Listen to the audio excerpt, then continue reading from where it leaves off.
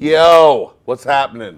This is the Old Heads. I'm your host, King Bear Sadat. We got my man Special T over here, and my man Ed Lyles here to talk about a few things and Indeedy. basically just get some conversation going about what's going on in today's world and some things we think we want to share with everybody. One of the first things I want to talk about is black people and us keeping it being real with ourselves. You know, we're talking a lot about one of the big things that's been said this week has been the phrase alternate truths.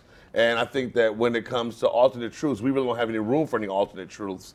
And one of the things we need to do as black folks is to be on point.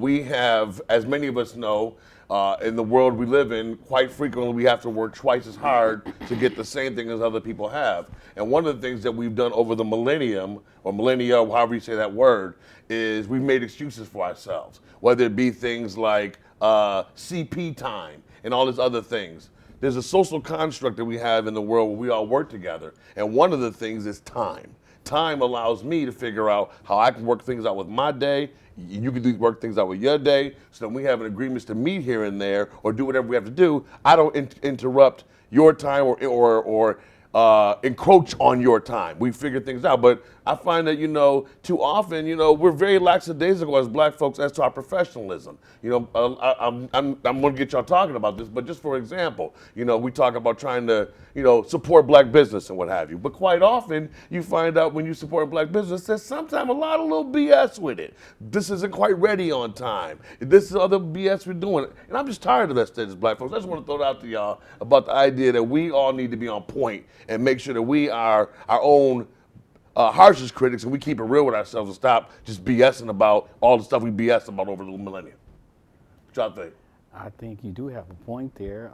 Lots of times, black people get caught up in a moment and in their success, and then they lose focus. It's like you're only as good as your last job or the current job that you're working on. And if you fall back on that, then you're going to lose out on business in the long run because your reputation is going to supersede whatever good work you've done in the Right. past. That's just speaking to that. Like we talk about this in advertising a lot. If something good happens in a business, you don't tell anybody. But if something bad happens, you tell everybody. Everybody, You know yeah. what I'm saying? And that's just one of the worst things. But I'm sorry. What's your thoughts on it? No, actually, you making a point by saying that, and he's also touching the topic on it also. But going with Yeah, I think that one of the things we just need to do as people is do what we say we're gonna do. It's real simple. It ain't the hardest of things. We don't have to, we don't have to have, be born with silver spoons in our mouths or, have this much education. But if we simply, you talk about like what kind of things can we do as people to make a difference? How about if we start with step one? Do what you say you're gonna do. You know what I'm saying? Like, if you say you're going to be here at this time, be here at that time. Because I'm trying to work my schedule out, you trying to work your schedule out. Let's respect one another's time and do what we say we're going to do. I'm throwing it out there for the people. Yeah, I totally concur with you on that point. I don't have any parting shots. That's that. That's that. You can close All the book. right. So let me just go in on one thing. Yes, The sir. phrase of the week is alternate truths. What in the world is an alternate truth? Courtney Love came on, did a whole thing. Courtney Love was married to Kurt Cobain. Kurt Cobain, yeah. Courtney Love, she said, here's some alternate truths. My real name is Courtney Love, and I was born that way. I was born in 1995. She's about 40 years old. She said, I never did drugs. Like, just all things about her that definitely are lies. But she go, here's some alternate truths. What the hell is an alternate truth? Please tell me. Okay. Are y'all familiar with alternate truths? I saw the Trump's, what is she, Trump's press secretary? Oh, yeah. And she was on ABC or NBC News this morning, and they were busting her chops a little bit about it. And she said that there were some alternate truths after the press secretary John Fritzer got up there and said that he lied all at the same time. He said there has never been the Parks Department never keep account of the number of people to go to an inaugural address.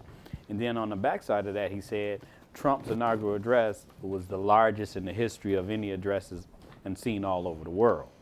And then when they put pictures up side by side between his and Barack Obama's inauguration, it was like night and day. I saw him talking about, I think his name is I had his name written down, but I think that, let me see if I wrote it down. John Spicer is his name. Yes, I thought it was Fritz Spicer. Yeah. John Spicer. He said that, no, what I said was it was the largest crowd live and on television. Like that was one sentence what he was saying. But the idea that they just keep saying these things that are completely untrue is mind blowing. I was tripping off of specifically the fact that, Donald Trump is, what is it now? He's trying to have investigations about voter fraud.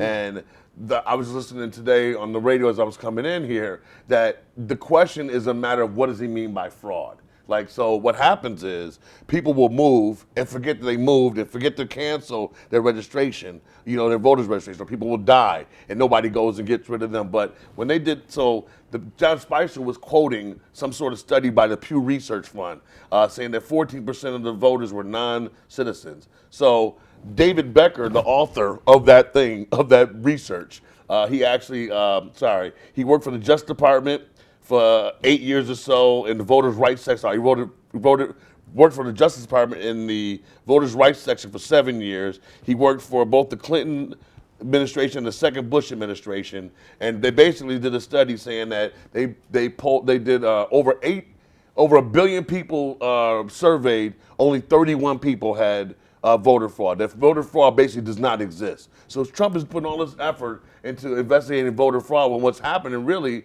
is it's just a natural course of things. Like, people aren't doubling down on their votes. It's just not happening. It's just lies.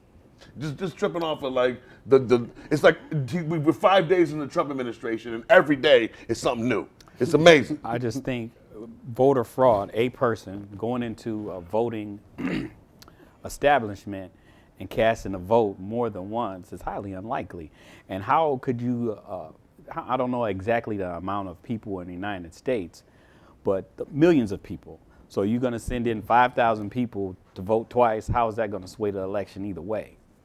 It's probably not. And at the end of the day, the popular vote don't win the election. The Electoral College selects the president. So I don't know what Trump is really crying about because he didn't win the popular vote, but he said, okay, yeah, Russia hacked the election, so we shouldn't use the numbers. But that wasn't what got him elected. They're basically saying that Trump's effort really is probably to try to make it more difficult for people to vote in the future. It really has nothing to do with at all anything about thinking there's any fraud. Specifically looking at it is 31 cases in a billion. But dude, what's his name? David Becker, the author of the Pew study that they're often referring to that was done in 2008.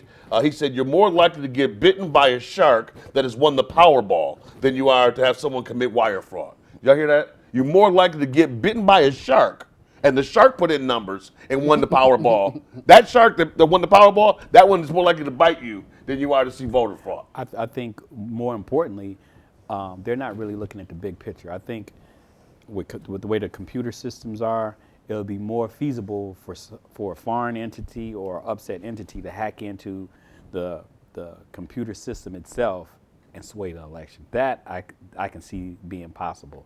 But as far as a group of people getting some people to go down there and vote twice or 10 times, highly unlikely. Because like I said, when I went to vote, they had asked me for everything. Thank you. Permission slip from my mother, 3, 4, 5 sets of ID. So highly unlikely. Highly unlikely. Man, back in the day when we were really going through hell in the South, they used to ask us questions like, how many bubbles in this bar of soap? That was the kind of shit they used to do to us. For real, that's not fake. That's real talk. Like, so in order to go vote, they would ask you, Mr. Black Man, they ain't calling you black man, you what they calling us. They're saying, in order for you to vote, how many bubbles in this bar of soap?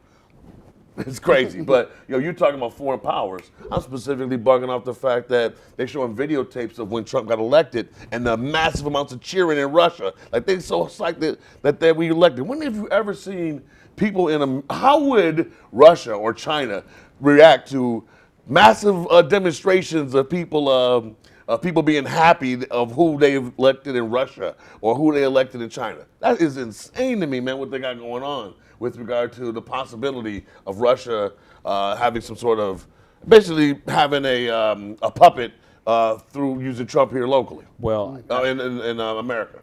Well, I don't want to put this out here, but Trump's wife's father was a KGB agent. So, hell, Ivanka could be a double agent for the KGB right here, right now. So they might even have a clone in the White House as we speak. Unbelievable. So just some little parting thoughts. It's just a little something to think about. You know, that's the other thing, man. Man, it's just so many crazy things going on with regard to Trump, man. The idea that, like, you know, what is his name? John Spicer. I can't think of the exact words he was using, but he said something like, it's hurtful to see so many people saying, you know, not believing how many people are at the election. Like, they're talking about the president of the United States getting his feelings hurt. Have you ever heard that in your life? And it seems like every little thing bothers him. And when you look at him in the White House and as things are going, it's almost as we are living inside a Trump reality show. And it's scary. It's really scary. Every day I wake up, it's like you look outside, it's like the world's still here, and you're afraid to turn on the news to see what happened. That's what somebody said. This is I've never been like that. It's like, oh my God, I don't know what happened while I was asleep, but hopefully everything's okay. Somebody said this is the 45th season of the presidency hosted by Donald Trump, but the good thing is the last season too. Yeah. The 45th season of the presidency. I mean, oh my goodness, man. It's just so unbelievable, man. What Aziz Ansari was saying that don't worry about it. Everybody's going to be all right because the only change has been ever made in this country has been made by large groups of people, large groups of angry people. And he said based on the things that he's seen on television, there's never been a larger group of angry people anywhere in the world ever. So we're going to be all right. And it was crazy. We're going to make a change. Because you see the protests in all the different states, and they had it in Denver, they had it in Portland, Miami, and a couple other places. It was nothing but white people just laid out yelling and screaming. I was like, oh my gosh, you don't see any minorities really there. And the white people were pretty pissed off at the selection. You know, I'm glad you brought that up because I'm going to tell you, I need to go find me one of them pink pussy hats. I need to get me one of them hats that got pussy power on it. You know what I'm saying? They said, I had old ass ladies talking about what the hat stand for. Pussy! I'm like, damn. Man, I love it though. I'm loving that these sisters, and when I say sisters, I mean women. Women of all shades and colors. Because we all brothers and sisters in this world. But when I love to see these sisters out there of all ages and just protesting that fact that they want their rights. I had a friend of mine telling me, I don't know what these women are protesting for. A woman. What do you mean you know what they're protesting for? They're protesting for equal rights. They're protesting for equal pay. They're protesting for child care. They're protesting for health care. I mean, it's mind-blowing to me. But all right, where was everybody at before Trump came into office? Well, we're going to get into that. That's a good point. 'Cause This is where we was all at. Americans are pacified. We are all enamored what we can eat, drink, fuck, smoke, or drive. We got it so good here, we don't want to protest about nothing. I mean, back in the day when you had to hunt your food and shit, it was tough, but you hungry, go to the store. You know what I'm saying? Too much stuff is going on. We got it too good for people to be upset. But people used to say things like, you want to get young people involved in politics? Bring the draft back. When they got to draft and sign up to go to war and get drafted, your ass got to go into service. You're going to have something to say then. You're going to want to fight for your rights then. But listen, this is Old Heads. We're back again. It's January 25th, I believe, and we at it again. And Trump ain't blew it up yet. So yeah, that's one of the things I would like to do is I want to keep it like up and animated. You know what I'm saying? Like, you know, I don't want it to be